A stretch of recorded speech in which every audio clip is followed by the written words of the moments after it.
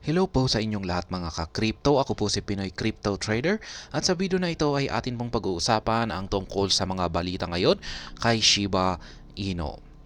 Ayan, yung una pong balita natin dito ay Shiba Inu lead.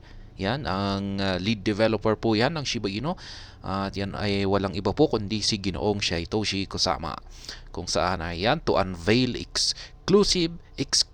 Ayan, dalawang beses na binanggit dito yung salitang exclusive. Yan, eksklusibo.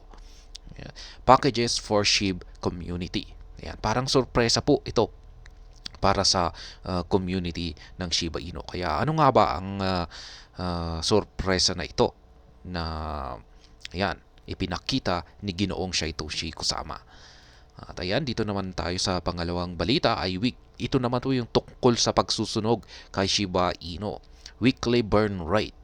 Yan, tumaas po yung pagsusunog ng 282% as 1.16 billion Shiba Inu burned in a week, 716 million in a day. Ayan, sa loob lamang ng isang araw ay may nasusunog na around 716 million na Shiba Inu tokens. Kaya sa loob ng isang linggo ay 1.16 billion yung nasunog po nitong nakalipas na linggo.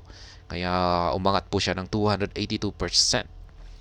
Sa mga hindi po nakakaalam, kung pag sinabi po nating nasusunog ang Shiba Inu tokens ay nababawasan po yung total supply nito. Yan, at kung pag nababawasan yung total supply nito ay nagkakaroon ng demand. Ayan, dito naman po tayo sa pangatlo ay Shiba Inu lead developer reacts as bad idea AI secures new exchange listing. Ayan, si Ginoong Satoshi Kusama na rin po ulit ito ay nagkaroon siya ng isang reaction sapagkat nalista po sa isang exchange platform ang bad idea AI. Isa po itong bagong kapartner ng Shiba Inu, si Bad Idea AI. Kaya ayan, sa tingin ko natutuwa si Ginoong Satoshi Kusama dito. At ayan, ito naman yung sunod nating balita, 1K Shiba Inu wallets sold as community supports she burns from wallet sales. Ayan, nasa mga 1,000 na Shiba Inu wallets na. Ito yung cold wallet na binibenta ng Shiba ng Tangem. Yung Tangem po yung gumawa. Kaya yan, nasa 1,000 Shiba Inu. Kasi maganda dito, yung meron pong percentage dito na yung kikitain ng wallets na ito, yung mabebenta sa wallets na ito ay masusunog. Yan, kaya may tulong na rin po yung tulong sa pagsusunog yung wallet na ito. Yan, sa kada may mabebenta ay may maliit lang naman na percentage na masusunog. Ayan, dito naman po tayo sa panghuling balita natin dito ay Shiba Inu partner BAD up by 500% in August as holders surpass 10K or 10,000. Ayan, yan naman po yung si Bad Idea po ulit ito, si Bad Idea AI. Dahil po sa pagkakalista nito siguro sa isang exchange ay umangat po ito ng 500% ngayong buong buwan po ng August. At yan nga, nahigitan na yung mga holders nito ay humigit na sa 10,000 na mga investors. Yan po mga crypto.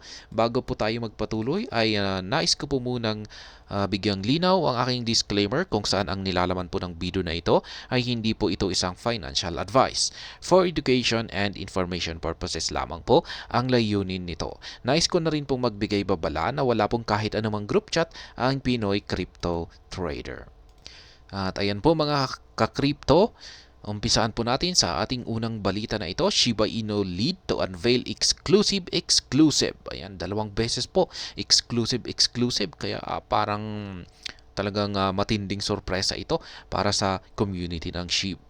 Yan, packages po pala ito. Ayan, exclusive packages for SHIB community.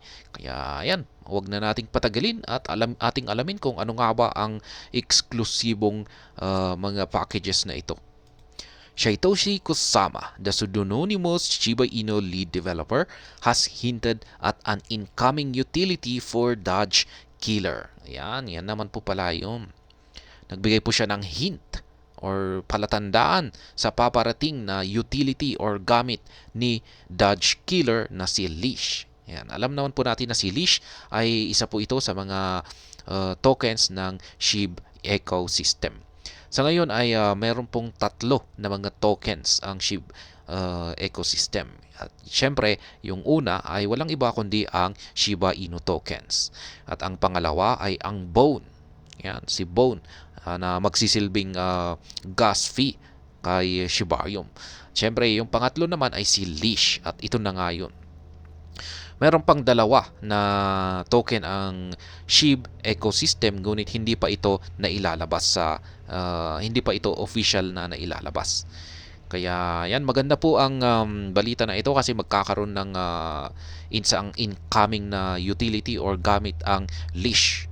At alam naman po natin kung pag nagkakaroon ito ng gamit or utility ay mas nagiging matindi yung foundation nito bilang isang asset, crypto asset.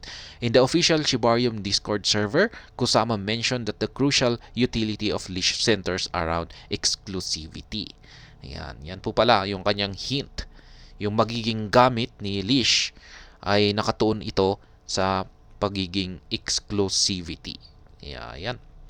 In light of this, the developer is promising the Shiba Inu community a much more exclusive use case of Leash. Yan. Nag-promise po si Ginoong Satoshi Kusama na mas eksklusibo yung magiging gamit ni Leash. Kaya yan, parang magkakaroon ng isang mahalagang, parang sinasabi niya na isang napakahalagang gamit ang mangyayari dito kay Leash. Yan, magkakaroon siya ng napaka-importante na gamit. Interestingly, there will be no much waits or teasers before the community gets the proposed offers. The lease packages are expected within the next 48 hours. Ayan, 48 hours pala ay mailalabas na yung lease packages na ito. Mga 2 days lang yan. Kasi sa isang araw ay meron po tayong 24 hours. Kaya 48 hours, 2 araw po ito. In particular, Kusama stated that the exclusive Leash package would be coming Tuesday at 1 o'clock p.m. Eastern Standard Time. Afterward, a new utility for Leash will be introduced the next day. Ayan po pala. Kaya sa unang araw nito ay yan mailalabas yung Leash package, exclusive Leash package. Yan po. Nasa 1 o'clock p.m. po yan, Eastern Standard Time. Sunod or pagkatapos po nito ay dito na yan, yung bagong utility ni Leash ay mai-introduce na. At yan po yung statement ni Ginoong Satoshi Kusama. As you know, exclusivity is the key utility of Leash, and I have an exclusive for all Tuesday 1 p.m. EST. Then on Tuesday, a new utility for Leash will be unveiled. Ayan na nga. Exclusivity. Yan daw po ang susi para sa gamit ni Leash. At ayan, sa Wednesday po, maipapakilala or mai-introduce sa lahat yung utility, kung ano nga ba ang utility or gamit na ito ni Leash. Yan, yung kanyang bagong use case.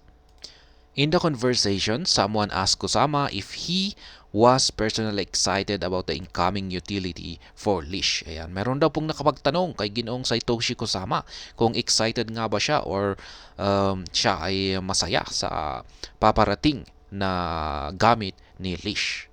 Kaya ito naman po yung kanyang sagot. The developer responded in the affirmative. Yan, affirmative sabi niya. Syempre naman. Yan po ang ibig sabihin niya. He added that the utility represented a bonus offer to Leash holders and that it gives the token a crucial role in the ecosystem. Ayan na nga yung sinabi ko kanina. Crucial role. Napakahalaga po yung kanyang role dito or tungkulin sa ecosystem ng SHIB. Kaya yan, sa tingin ko ay isa ito sa magdudulot ng dahilan para mas lalong umangat or tumaas yung market price ng Leash. Maliban dyan ay meron daw pong bonus sa mga holders ng Leash. Yan, ayon po yan kay Ginoong Satoshi Kusama pero hindi natin alam kung ano ang kanilang bonus na ito. At ayan, dito naman po tayo sa sunod na balita mga ka-crypto. Yung pagsusunog naman na ito ay umakyat po. Sa loob ng linggo po na ito ay umakyat ng 282% sapagkat ayan, may nasunog na 1.16 billion Shiba Inu tokens.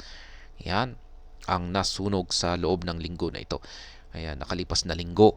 Kaya ayan, 716 naman may isang araw naman na may nasunog na 716 million ayan. Laki po niyan. Ganyan po yung almost isang billion. 716.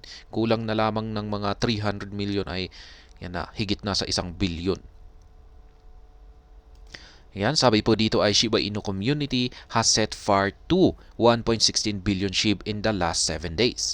The remarkable feat is achieved through 217 separate transactions. Yan po yung mga transactions. Binubuo po yan. Yung 1.16 billion SHIB na ito ay binubuo po yan ng 217 na magkakahiwalay na transactions. Yan po, ito po yung chart mula kay SHIBBird. Yan, nakita po natin yung mga bar na ito, yung kulay orange na mga bars na yan. Yan, kung pag mahaba po yan, ay nagpapakita po yan kung gaano kalaki yung amount na nasunog. Kaya yung pinaka-latest ay nakita po natin dito na napakalaki yung kanyang sukat kumpara dito sa mga nakalipas na bars. This represents a 282% increase in burn rate compared to the past week, where the community removed 304.76 million SHIB through 154 individual transactions.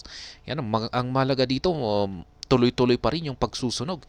Yung maski wala pa ang Shibarium, pero ayan, Shibarium yung ngayon na po pala ay August 15. Yan, umpisa na po ngayon. Pwede na pong anytime ay pwede na pong ma-release ang Shibarium sa mainnet.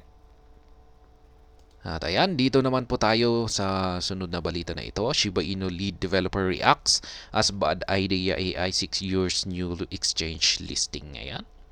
Bagong kapartner lamang po ni Shiba Inu itong si Bad Idea AI.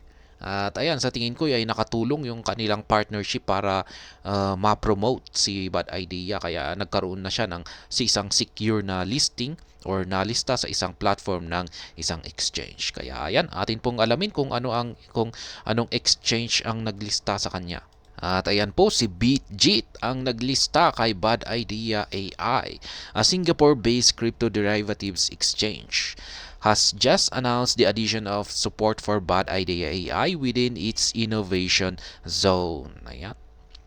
Nag-anunsyo na po siya na linagay po nila or sinusuportahan na po nila ang Bad Idea sa kanilang innovation zone. This move will allow millions of users to trade Bad USDT pair on the exchange. Ayan. Yung mga gumagamit ng BitJit dyan. Tapos, na gustong mag-trade ng Bad Idea AI ay pwede na po. Bukas na sa kanila ang trading pair na Bad USDT. Per the official announcement, users can now actively access the deposit feature for Bad. Yan, pwede nang mag-deposit kay BitJit ng Bad token. Notably, the trading for the Bad USDT pair is scheduled to go live on the platform on August 15th at 11 a.m. UTC. Furthermore, the exchange will enable access to the withdrawal feature on August 16 at 11 a.m. UTC. Ayan. Pero sa ngayon ay August 15 ay magiging live na po ang Bad USDT pair. Kaya ayan, ngayon po yan. Pero yung withdrawal naman ay sa sunod na araw, August 16. Kaya ayan. Dito naman po tayo sa wallet, cold wallet ng Shiba Inu. Kung ano na nga ba ang nangyayari dito kasi matagal-tagal na rin ito. At nakakailang content na rin po tayo dito sa wallet ni Shiba Inu. Kaya ayan, meron na pong 1K. Ayan, 1,000 na Shiba Inu wallets ang nabenta as community support she burns from wallet sales. Ayan. Kaya suportado naman po ng community ng Shiba Inu na may masusunog na Shiba Inu tokens na manggagaling sa benta ng mga wallets na ito. Ayan, Shibarium, a Shiba Inu developer. Ayan, Shibarium 1, a Shiba Inu developer, recently updated the community on the developments surrounding sales of Shiba Inu X Tangem hardware wallets. Ayan, sa mga hindi nakakaalam ay hardware wallets po ito na isa po itong secured na storage para sa ating Shiba Inu tokens.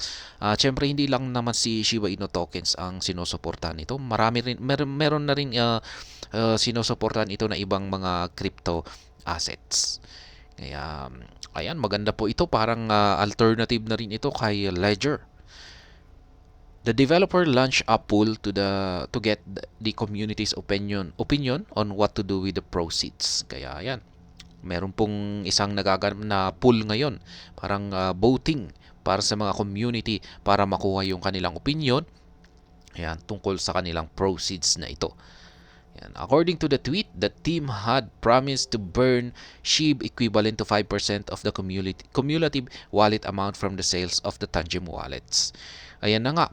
Ayan no yung sinabi rito na 5% daw po yung susunugin na mula sa sales ng Tangem wallets. Kaya maganda po yan. Shibarium 1 further showed that the Swiss company shipped over 1,000 hardware. Ayan, over 1,000 hardware wallets to SHIB proponents in the past month.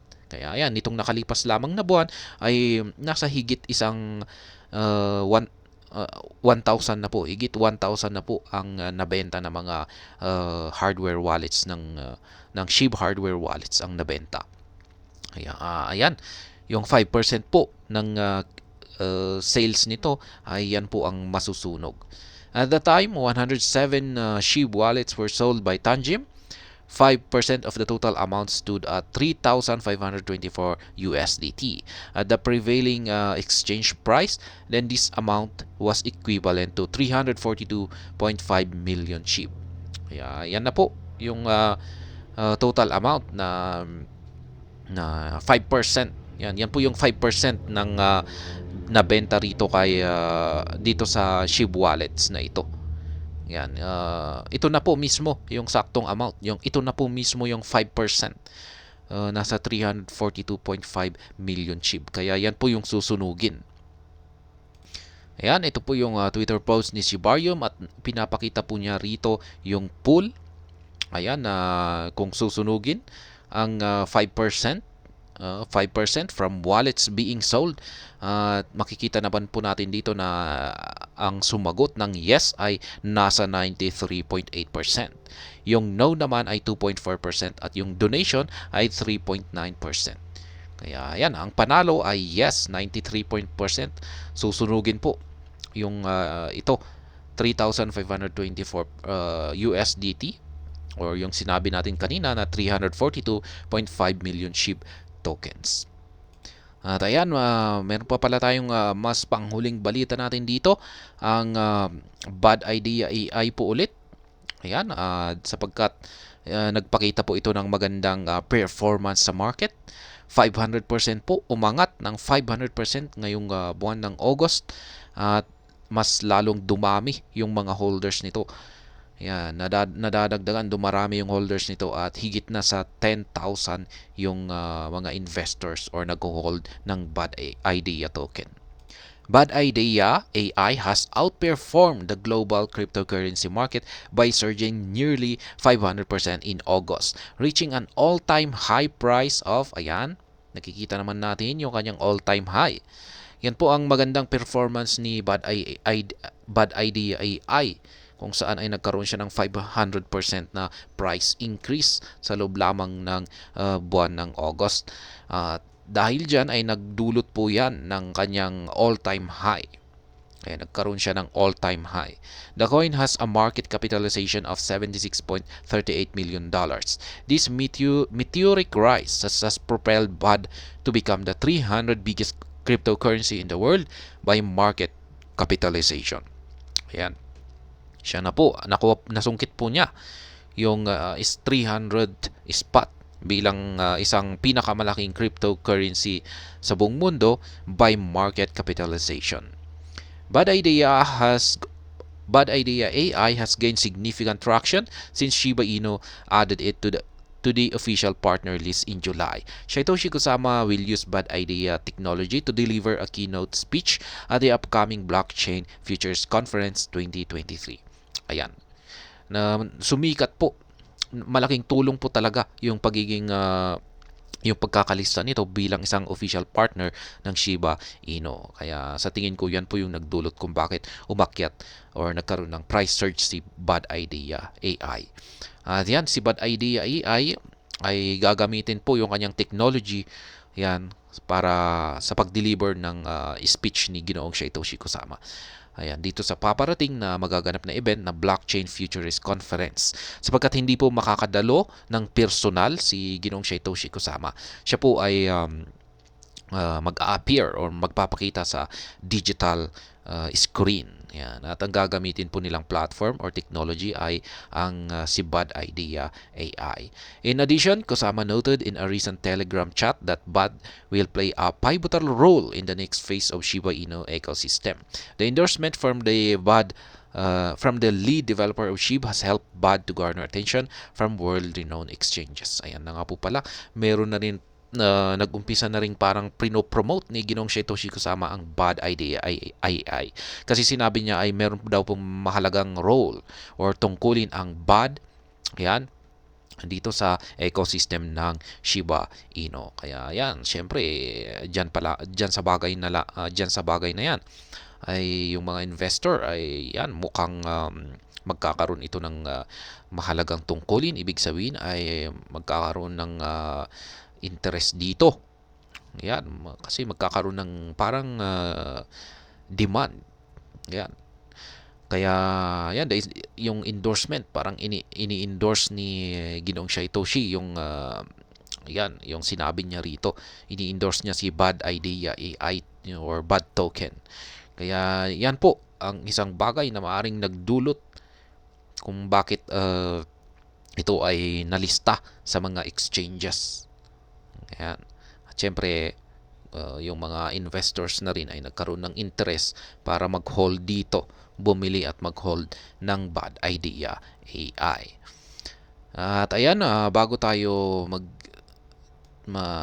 magtapos sa video na ito, ay i-check lamang natin yung ating trading chart dito kay Shiba Inu kung ano na nga ba ang nangyayari. Kaya ayan po, nabasag niya po yung dating major resistance line kung saan ay ngayon na po ay isang support line. At ngayon ay bagya siyang bumagsak para magkaroon ng retracement. Sa tingin ko ay ayan po ulit, magpapatuloy siya ulit na umakyat dito sa mga susunod na araw para basagin ang major resistance line natin dito sa 1169. At ayan, August 16 na po ngayon. Umpisa na po ng Blockchain Futures Conference. Yan, sila na po ay nag-umpisa. Hanggang bukas po yan.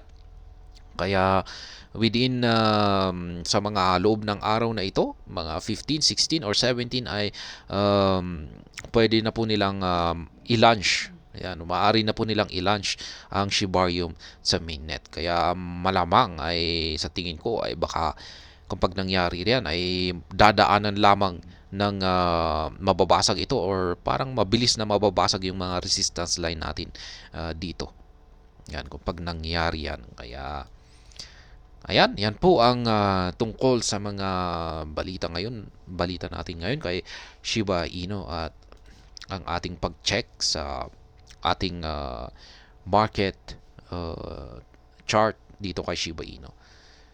At hanggang dito na lamang po tayo sa video na ito mga ka-crypto. Sana po ay inyong nagustuhan ang aking paliwanag dito. Kung inyo po itong nagustuhan ay pakiclick lamang po ang like button nito. Para naman po sa mga bago lamang dito, kayo po ay aking inaanyayahan para mag-subscribe. Pakiclick na rin po ang bell icon nito dahil ito po ang siyang magsisilbing notification nito sa mga bago kong videos na akin pong ina-upload sa aking YouTube channel na ito. Marami pong salamat sa panonood. Ingat po tayo lagi at God bless po sa ating lahat.